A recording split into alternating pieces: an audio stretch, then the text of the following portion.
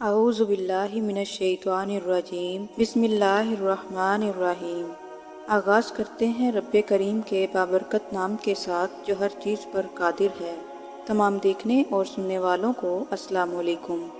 رسول صلی اللہ علیہ وآلہ وسلم نے فرمایا کہ یہ مہینہ تمہارے پاس آ گیا ہے جس میں قدر کی رات ہے۔ جو اس سے محروم رہا یقیناً ہر خیر سے محروم رہا، اور اس قدر کی رات سے سوائے بد نصیب کے کوئی اور محروم نہیں ہوتا۔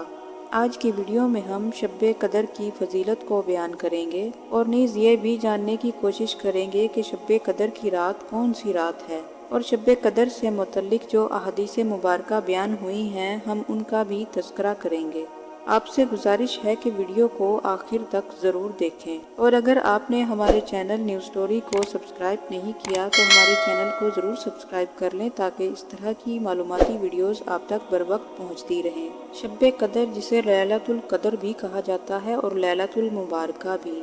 قدر کے معنی قدر و منزلت کے ہیں۔ اس رات اللہ تعالیٰ اپنے بندوں کی تقدیروں کے فیصلے فرماتے ہیں۔ یہ وہ رات ہے جس میں اللہ تعالیٰ کے تمام معاملات کا حکمت کے ساتھ حکم دیا جاتا ہے اور ان کی صف بندی کی جاتی ہے، اور تمام امور کے بارے میں اصولی فیصلہ کر لیا جاتا ہے۔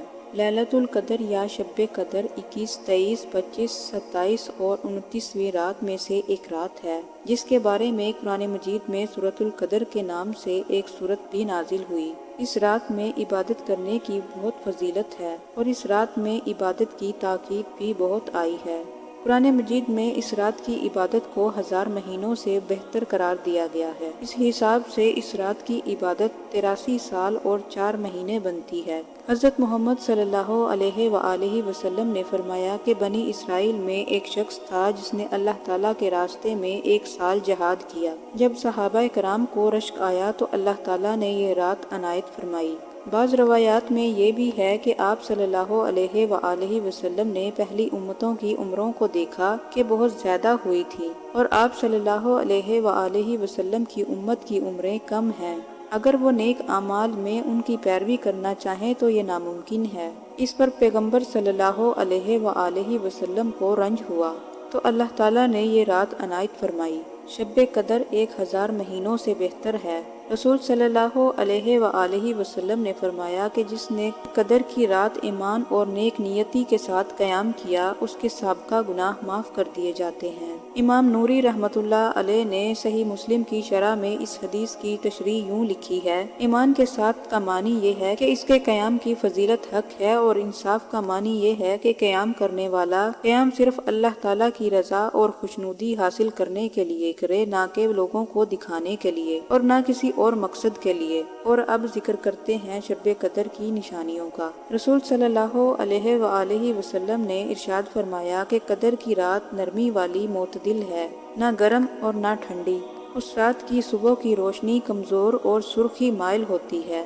زر بن حبیش سے روایت ہے کہ انہوں نے ابی ابن کعب کو سنا کہ جب انہوں نے کہا کہ عبداللہ بن مسعود کہتے ہیں جو پورا سال قیام کرے گا وہ قدر کی رات پائے گا۔ عبداللہ بن ابی نے کہا کہ اللہ کی قسم جس کے سوا کوئی سچا معبود نہیں، بے شک قدر کی رات رمضان المبارک میں ہے، اور میں نہیں جانتا کہ وہ رات کون سی رات ہے جس میں قیام کے لیے رسول صلی اللہ علیہ وآلہ وسلم نے ہمیں حکم دیا۔ وہ رات 27ویں رات ہے، اور اس کی نشانی یہ ہے کہ اس کی صبح میں جب سورج طلوع ہوتا ہے تو سفید ہوتا ہے، اس کی کوئی شعاع نہیں ہوتی۔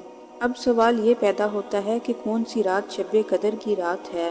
رسول صلی اللہ علیہ وآلہ وسلم نے فرمایا کہ شب قدر کو رمضان کے آخری عشرے یعنی آخری 10 دن اور راتوں میں طلب کرو۔ شب قدر 9ویں میں باقی رہے گی، 7ویں میں باقی رہے گی، 5ویں میں باقی رہے گی۔ عبادہ بن صامت رضی اللہ تعالیٰ عنہ کا کہنا ہے کہ رسول صلی اللہ علیہ وآلہ وسلم ہمیں شب قدر بتانے کے لیے تشریف لائے۔ مسلمانوں میں سے 2 آدمیوں نے جھگڑا کیا، یعنی شب قدر کے معاملے میں جھگڑا کیا، تو رسول صلی اللہ علیہ وآلہ وسلم نے ارشاد فرمایا کہ میں اسی لیے باہر آیا تھا کہ میں تم لوگوں کو شب قدر کے بارے میں بتاؤں، لیکن فلاں اور فلاں نے جھگڑا کیا تو شب قدر کو اٹھا لیا گیا، اور پس امید ہے کہ شب قدر کا اٹھا لیا جانا تمہارے لیے خیر ہو، پس تم شب قدر کو 9ویں، 7ویں اور 5ویں راتوں میں تلاش کرو۔ ابو ہریرہ رضی اللہ تعالیٰ عنہ سے روایت ہے کہ رسول صلی اللہ علیہ وآلہ وسلم نے ارشاد فرمایا کہ شب قدر 27ویں اور 29ویں رات ہے۔ بے شک اس رات آسمان سے فرشتے زمین پر کنکریوں سے بھی زیادہ تعداد میں اترتے ہیں۔ ایک مرتبہ ایک شخص حضرت علی رضی اللہ تعالیٰ عنہ کی خدمت میں حاضر ہوا اور پوچھنے لگا کہ اللہ تعالیٰ نے رمضان المبارک میں شب قدر کو کیوں عطا فرمایا؟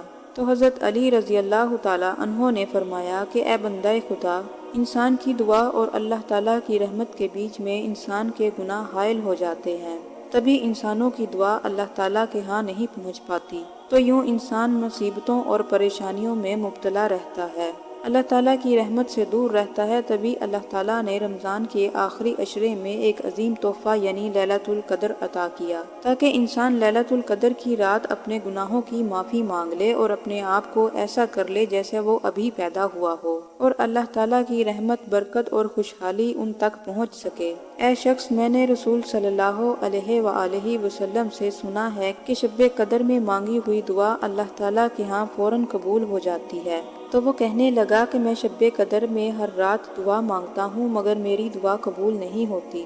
حضرت علی رضی اللہ تعالیٰ عنہ نے فرمایا، اے شخص، اپنی دعاؤں سے پہلے اللہ تعالیٰ سے اپنے گناہوں کی معافی مانگ لو۔ تو وہ شخص کہنے لگا کہ اپنے گناہوں کی معافی کیسے مانگے؟ تو حضرت علی رضی اللہ تعالیٰ عنہ نے فرمایا کہ ہر اس شخص کو معاف کر دو جس نے تمہیں تکلیف پہنچائی، اور پھر اللہ تعالیٰ سے کہو کہ اے اللہ، میں نے تیری رضا کی خاطر اس مخلوق کو معاف کر دیا جس نے مجھے تکلیف پہنچائی اور ظلم کیا۔ اے پروردگار، اب تو بھی مجھے اس شب قدر کے صدقے معاف فرما دے۔